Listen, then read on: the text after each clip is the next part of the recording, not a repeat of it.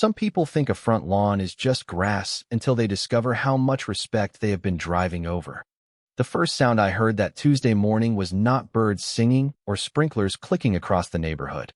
It was the slow crunch of heavy tires sinking into freshly watered soil outside my living room window. I did not have to look to know who it was. I already recognized the rhythm. I set my coffee mug down, walked to the front door, and opened it just in time to watch another pair of deep tire tracks carve across the thick green lawn I had spent years building by hand. The smell of damp earth mixed with fresh-cut grass drifted through the cool morning air while sunlight reflected off the dark paint of a luxury sport utility vehicle parked where no vehicle had any reason to be.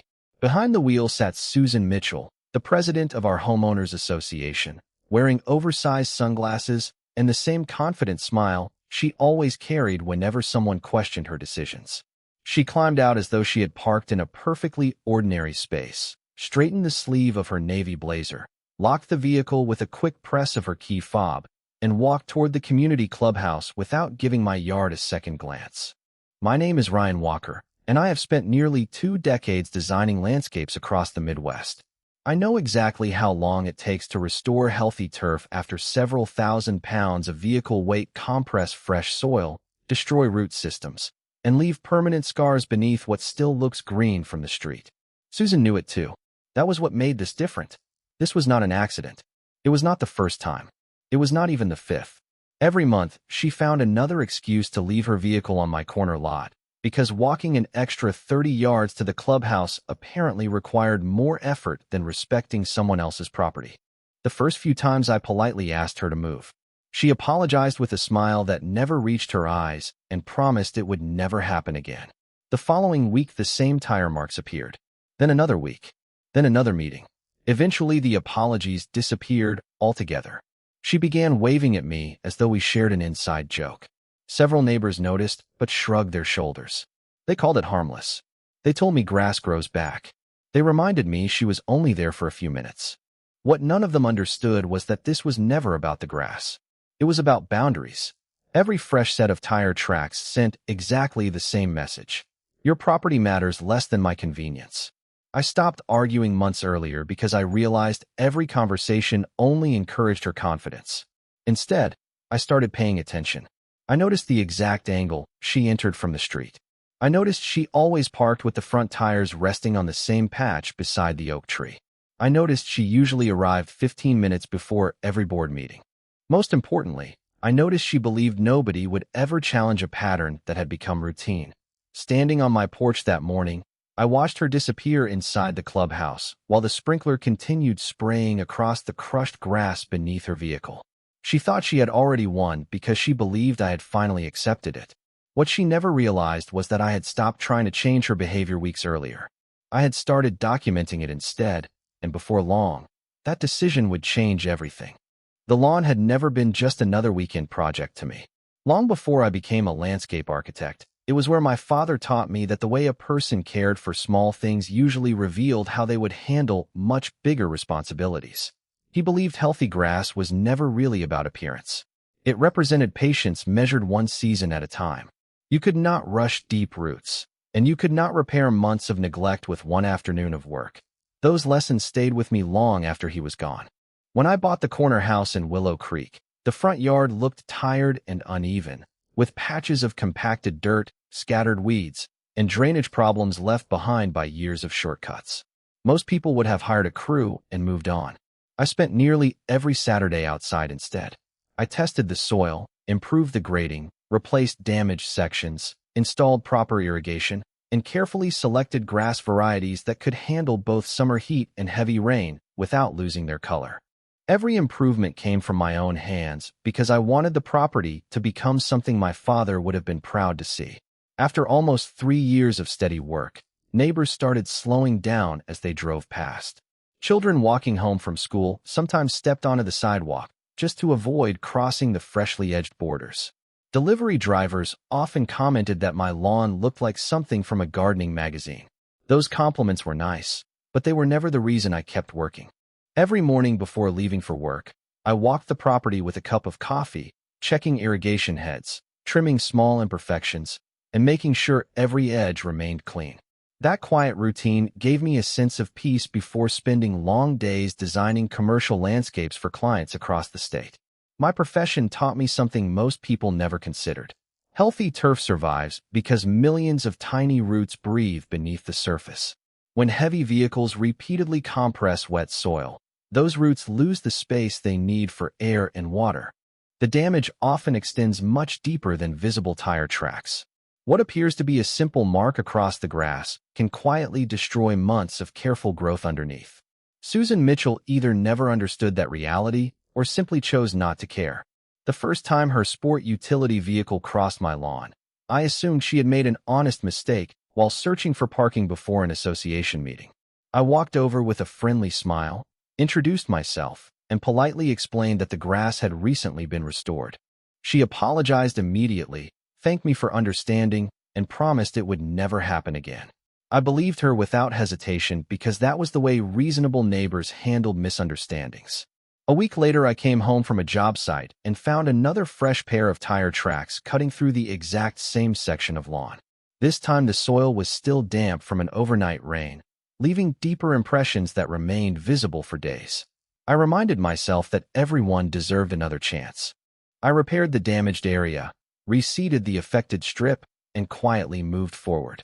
Looking back now, I realized those first two conversations revealed everything I needed to know. I was treating the situation like an accident. Susan had already begun treating it like a habit.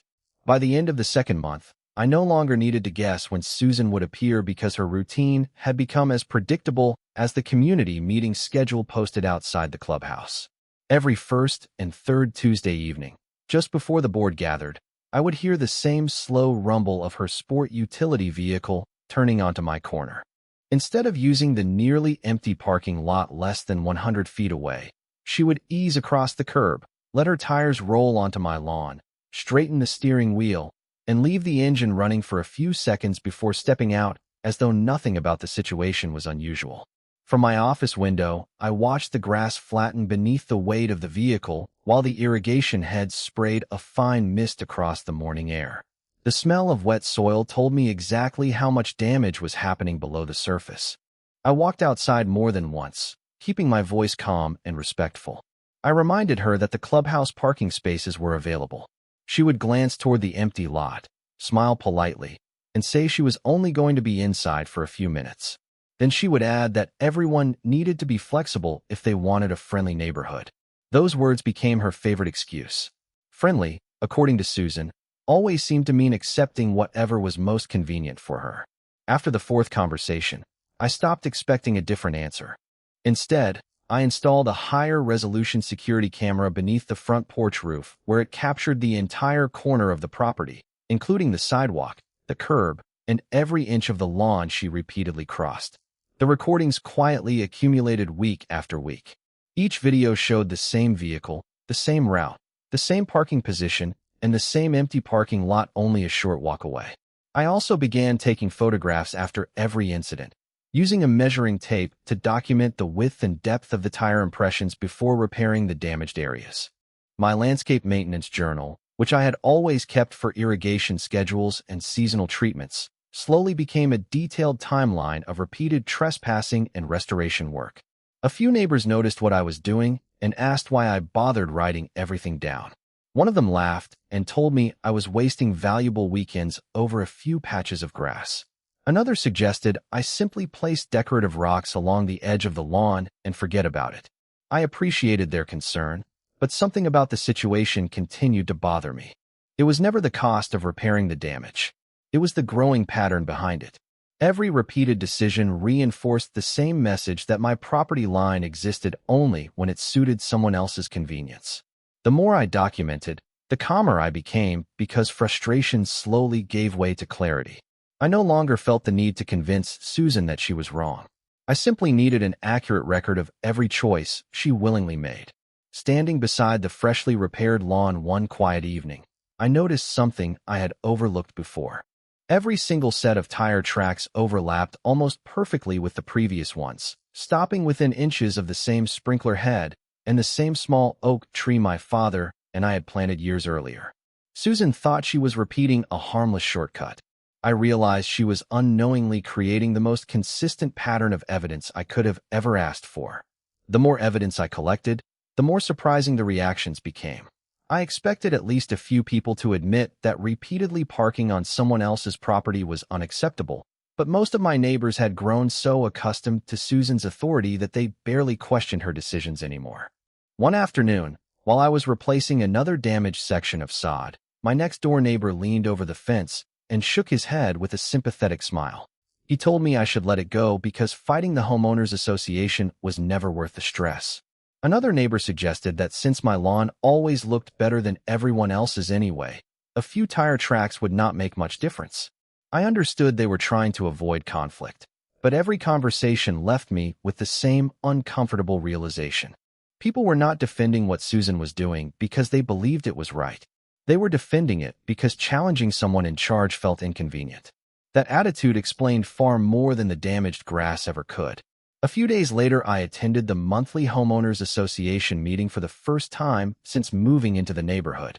I brought photographs, maintenance records, and printed still images from my security camera. I waited patiently until the public comment period began, then calmly explained that a board member had repeatedly driven onto private property despite multiple polite requests to stop. I never raised my voice. I never exaggerated. I simply laid the photographs across the meeting table in chronological order. Several board members looked uncomfortable as they flipped through the pages. Susan barely glanced at them before leaning back in her chair with a confident smile. She said she had only parked there temporarily during busy meetings and insisted there had never been any real damage. Then she added that maintaining harmony within the community required residents to be reasonable instead of focusing on trivial disagreements. A few people nodded in agreement. Others avoided eye contact entirely. The board chair thanked me for sharing my concerns and promised they would review the matter internally. The discussion ended less than 3 minutes later, and the meeting moved on to landscaping budgets and holiday decorations as though nothing important had happened. Walking back to my truck that evening, I realized I had just witnessed something much larger than one neighbor refusing to respect a property line. I had watched an entire system choose comfort over accountability. The evidence was not ignored because it lacked credibility. It was ignored because acknowledging it would require confronting the person sitting at the head of the table. Oddly enough, I did not feel discouraged. If anything, I felt more focused than ever. Their response answered the one question I had been asking myself for weeks. No internal conversation was going to solve this. If meaningful accountability ever arrived, it would have to come from clear facts that could not be dismissed as opinions or personal disagreements. That night, I expanded my documentation even further. I synchronized every camera recording with time and date stamps, organized photographs by incident, backed up every file in multiple locations, and created a detailed timeline showing exactly when each violation occurred alongside the published meeting schedule. Looking across my desk at the growing stack of organized records, I finally understood that patience was quietly becoming my greatest advantage. Susan believed every repeated shortcut proved she could do whatever she wanted. She never imagined that every single visit was steadily building the strongest case against her one ordinary Tuesday at a time. Over the next several weeks, I stopped reacting every time Susan crossed my property because I had already learned that emotional arguments only created more opportunities for her to dismiss my concerns. Instead, I became a student of patterns. Every Tuesday, I arrived home a little earlier than usual, poured myself a cup of coffee, and watched from the front window without saying a word. Sure enough, her sport utility vehicle always approached from the same direction, slowed to nearly the same speed, climbed over the curb at almost the same angle, and came to rest in exactly the same location beside the oak tree. Even the front tires lined up within inches of the previous tracks, as though an invisible outline had been painted across my lawn. It was remarkable how predictable people became once they convinced themselves nobody would ever challenge their habits. One afternoon, after repairing another damaged section of turf, I called an old colleague who specialized in soil restoration for municipal parks. We spent nearly an hour discussing compaction, drainage, and long-term recovery after repeated vehicle traffic. He explained that properly restoring healthy soil required time, moisture, and limiting additional pressure until the root system recovered. As we talked, an entirely different thought began forming in my mind. The real problem was never finding a way to stop Susan. The real problem was allowing her to believe that every previous incident had simply disappeared without consequences. That illusion worked in her favor because each fresh tire mark erased the memory of the last one in everyone else's mind except mine. I wanted the complete history to remain visible without changing a single fact. The following weekend, I carefully marked my property line using professionally installed landscape stakes that sat flush with the ground and complied with local regulations. I refreshed the survey markings from the original property documents and photographed every measurement. Then I replaced several worn sprinkler heads with newer models that recorded water usage electronically and documented irrigation cycles through a companion application. Nothing about the property looked unusual from the street. In fact, everything appeared cleaner and more organized than ever before. I also upgraded my security system with an additional camera facing the corner from a different angle so there would never be any question about where a vehicle entered, where it stopped, or how long it remained there. Every recording automatically synchronized with cloud storage, preserving the exact date and time. By now my documentation had become almost effortless because the system collected information whether I was home or working across town. Friends occasionally asked whether all this preparation was excessive. I simply smiled and changed the subject because I was no longer preparing for another conversation with Susan. I was preparing for the moment when objective facts would matter more than confident opinions. As another homeowners association meeting approached, I noticed something that made me set my coffee down before taking another sip. Susan's vehicle appeared right on schedule, rolled over the curb with complete confidence, and settled onto the same section of recovering lawn without even hesitating. She stepped out, locked the doors, and walked toward the clubhouse exactly as she always had. Watching from my window, I realized she had become so comfortable repeating the same choice that she never once looked around to consider whether anything had changed. She believed routine protected her. In reality, routine was becoming the strongest witness I could have asked for. The following morning, I walked the property before sunrise as a light layer of dew reflected the first hints of orange across the lawn. From the street, everything appeared exactly as it always had. The grass had recovered from the previous week's damage. The irrigation system completed its cycle on schedule, and the small oak tree stood quietly in the same corner where my father and I had planted it years before. Nothing about the yard suggested that I had spent countless evenings preparing for what came next. That was intentional. I was not interested in surprising Susan with an argument. I wanted the truth to reveal itself naturally through her own decisions. Before leaving for work, I opened the monitoring application connected to my security cameras and irrigation system. Every device synchronized perfectly. Each camera displayed the property from a different angle. Every recording carried a verified date and time stamp, and every file automatically backed itself up to secure cloud storage. I also organized my maintenance journal into a simple binder that included photographs, survey measurements, repair invoices, weather reports, and a chronological log of every previous incident. Looking through those pages felt strangely calming. Months earlier, I had been documenting damaged grass. Now I was documenting a repeated pattern of disregard that no longer depended on anyone's memory or opinion. Later that afternoon, I received a call from the county survey office confirming that the boundary markers I had refreshed matched the original recorded plat exactly. I thanked the representative, filed the confirmation with the rest of my records, and realized another important piece had quietly fallen into place. If anyone questioned where my property began or ended, the answer was already supported by official documentation rather than personal interpretation. As another homeowners association meeting approached, the neighborhood settled into its familiar routine. Children rode bicycles along the sidewalks, neighbors watered flower beds, and residents carried folding chairs toward the clubhouse for the monthly gathering. Watching the ordinary rhythm of the evening unfold almost made it difficult to remember how much preparation had happened behind the scenes. Then, right on schedule, I heard the familiar sound of tires slowing near the corner. Susan's vehicle approached exactly as it always had, crossed the curb without hesitation, and rolled onto the same section of lawn she had used for months. She parked with complete confidence, stepped outside, pressed the lock button on her key fob, and walked toward the clubhouse without looking back once. She never noticed the clearly visible property markers. She never paused to consider the empty parking spaces only a short distance away. Most importantly, she never realized that every angle of her arrival, every second her vehicle remained there, and every step she took afterward had already been preserved by multiple synchronized recordings. I stayed inside, resisting every temptation to walk outside or interrupt the moment. There was nothing left to debate because the facts were speaking for themselves. For the first time since this entire situation began, I felt no frustration at all, only patience. Susan believed another ordinary Tuesday had unfolded exactly as every previous one had.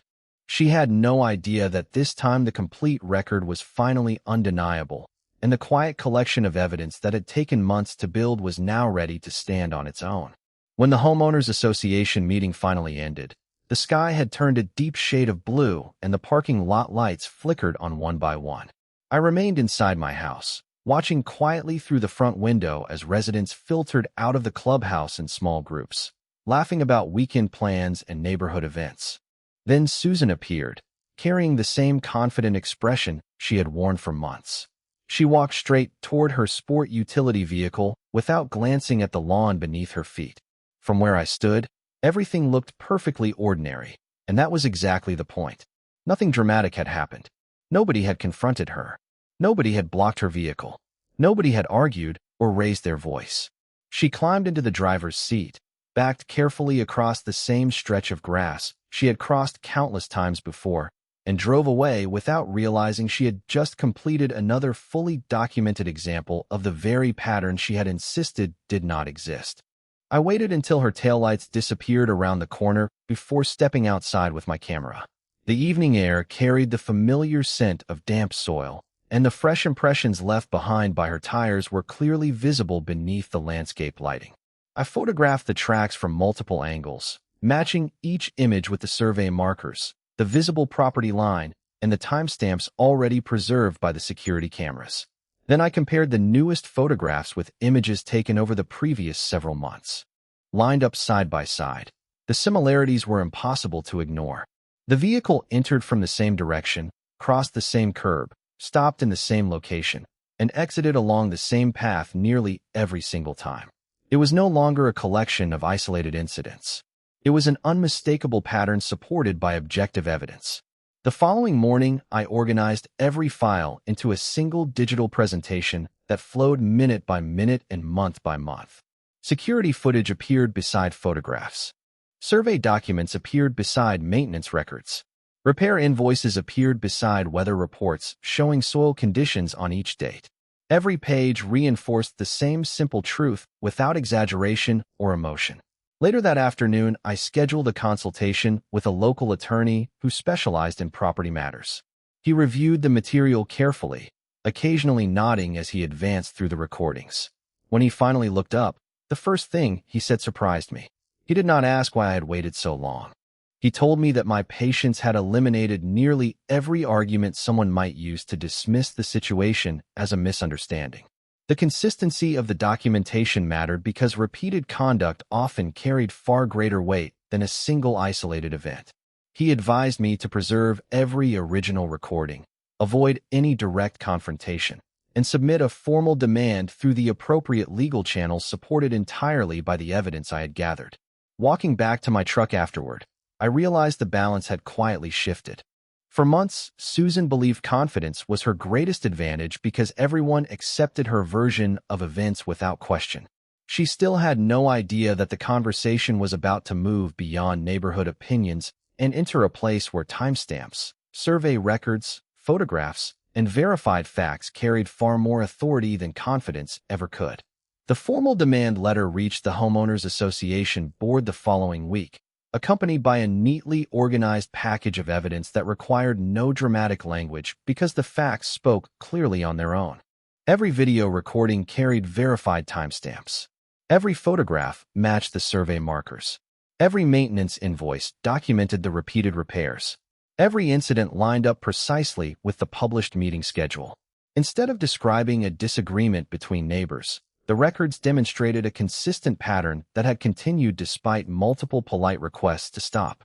Within days, the association's attorney requested copies of the original files, and my attorney provided them exactly as they had been preserved. For the first time since this began, nobody asked whether I might be exaggerating. The conversation shifted from opinions to documentation. A special board meeting was scheduled, and although I was invited to attend, I spent very little time speaking. My attorney presented the timeline page by page while the security footage played quietly on a screen at the front of the room. The recordings showed the same vehicle crossing the curb, entering my property, parking beside the oak tree, and leaving again after each meeting. Then another recording appeared. Then another. Then another. As the months passed across the screen in only a few minutes, even the people who had once dismissed my concerns became noticeably quieter. Several board members leaned forward to compare the videos with the survey documents placed in front of them. One asked whether the parking lot had been full on those evenings. The answer appeared in the recordings themselves. Dozens of empty spaces remained available every single time. Another board member asked whether I had ever objected before seeking legal advice. My attorney calmly handed over copies of my written requests and dated notes documenting each respectful conversation. Susan finally spoke, insisting she had never intended any harm and believed the matter had been blown out of proportion. Nobody argued with her. They simply returned their attention to the evidence. Intent was no longer the central issue. The repeated choices and documented results carried far greater weight. After a brief executive session, the board returned with a written resolution acknowledging that my property had been entered repeatedly, without permission, and directing that the association adopt clearer standards requiring board members to follow the same property rules expected of every resident. They also agreed to reimburse the documented repair expenses and implement additional ethics training for future board members regarding conflicts of interest and respectful treatment of homeowners. A few weeks later, Susan announced that she was stepping down from her position as president before the next election cycle. The official statement described it as a personal decision, but everyone in the neighborhood understood that the months of carefully preserved evidence had changed the conversation in a way confidence alone never could. As I walked home from that final meeting beneath the warm evening sky, I realized the greatest victory had nothing to do with reimbursement or policy changes. The strongest lesson was that patience, preparation, and verifiable facts had accomplished what endless arguments never could. In the end, nobody needed to raise their voice because the truth had been speaking clearly all along. Spring arrived a few weeks later, and with it came the quiet satisfaction of watching healthy grass reclaim every place that had once carried deep tire marks. The repaired sections blended seamlessly into the rest of the lawn until even I struggled to remember exactly where the damage had been. Every morning, I returned to the routine my father had taught me years ago. I stepped outside with a fresh cup of coffee, walked the property line, checked the irrigation system, and listened to the gentle clicking of sprinkler heads moving across the yard as sunlight slowly warmed the neighborhood. For the first time in months, there was no sound of engines crossing the curb. There were no fresh tracks cutting through damp soil. There was only the peaceful rhythm that had made me fall in love with the house in the first place. Something else had changed as well. Neighbors who had once shrugged off the situation now stopped to talk while walking their dogs or pushing strollers along the sidewalk. Several admitted they had never realized how often the parking had happened until they saw the complete timeline presented during the board meeting. One family even thanked me because the association had started reviewing other outdated policies with greater transparency after adopting the new standards. Conversations throughout the neighborhood gradually shifted away from personalities and toward fairness. It was no longer about who held a title. It became about applying the same expectations to everyone, regardless of position. That simple change made the community feel noticeably different. A few months later, newly elected board members organized a neighborhood cleanup day. I spent the morning helping plant native flowers around the clubhouse entrance, working alongside people who had barely spoken to me during the previous year. There were no awkward apologies and no dramatic speeches. We simply worked together, shared gardening tips, laughed about whose gloves were covered in the most dirt, and enjoyed a quiet sense that the neighborhood was moving in a healthier direction. Before leaving, one of the new board members asked whether I would be willing to advise the landscaping committee on future improvement projects. I smiled because it felt like the first invitation based on mutual respect instead of obligation. I accepted without hesitation. Later that evening, I placed a small wooden sign beside the oak tree my father and I had planted years ago. The words were simple enough that most people walked past without stopping, but anyone who paused long enough to read them understood exactly why they mattered. The sign said, "Respect begins at the property line." Every time I looked at it, I remembered that this story had never truly been about grass, parking, or homeowners association politics. Those were only the visible pieces of something much deeper. The real lesson was that patience is not weakness, preparation is not overreaction, and quiet persistence often accomplishes what loud arguments never will. Looking back now, I am grateful that I resisted the temptation to answer frustration with frustration. Instead, I trusted facts, documentation, and the simple belief that truth eventually becomes impossible to ignore when it is preserved carefully enough. The lawn healed, the neighborhood learned, and life settled back into the peaceful routine I had wanted all along. Whenever I hear sprinklers clicking across the yard in the early morning light, I think about my father and remember one lesson he repeated more than any other. Real respect is never demanded. It is earned, protected, and quietly defended one honest choice at a time.